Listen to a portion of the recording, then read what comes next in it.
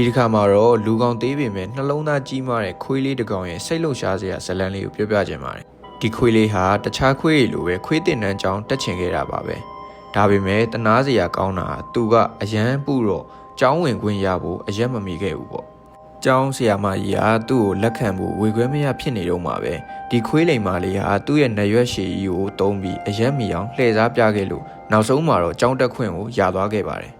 ဒါပေမဲ့ကျောင်းရောက်တော့လေအခက်ခဲတွေကတန်းစီနေရပဲဗျာ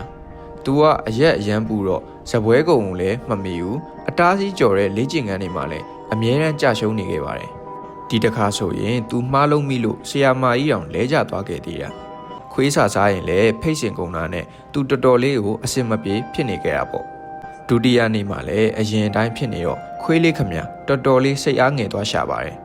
အဲ့ဒီအချိန်မှာပဲသူဟာသူ့ရဲ့တငယ်ချင်း Black Tyron ရဲ့ဓာတ်ပုံလေးကိုမြင်သွားပြီးငါဒီထက်ပိုကြိုးစားမှဖြစ်မယ်ခလေးဆန်နေလို့မဖြစ်တော့ဘူးဆိုတဲ့စိတ်ကိုဒုံဒုံချလိုက်ပါတယ်အဲ့ဒီနောက်ပိုင်းမှာတော့သူဟာအရာရာမှာထူးထူးချွန်ချွန်လှုပ်ပြနိုင်လာခဲ့ပါတယ်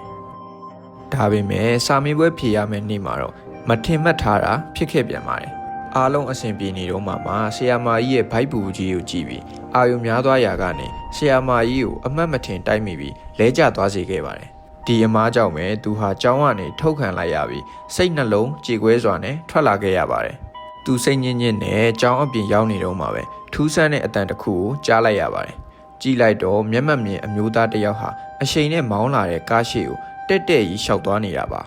ခွေးလေးဟာဘာမှမစင်စားနေတော့ပဲခြံစည်းကိုကြော်ခွပြီးအချိန်မီပြေးသွားခဲ့ပါတယ်သူဟာအဲ့ဒီအမျိုးသားကိုတရားပေါ်ကနေဘေးကင်းရာအထိလမ်းပြပြီးကူညီပေးခဲ့ပါတယ်ဒီလိုရဲရင်းနဲ့လုံရက်ကိုမြင်သွားတဲ့မစ္စတာကလင်းကအရန်သဘောကျသွားပြီးနောက်ဆုံးမှာတော့ဒီခွေးလေးကိုသူ့ရဲကောင်းတစ်ယောက်အဖြစ်ဂုဏ်ပြုချီးမြှင့်လိုက်ပါတော့တယ်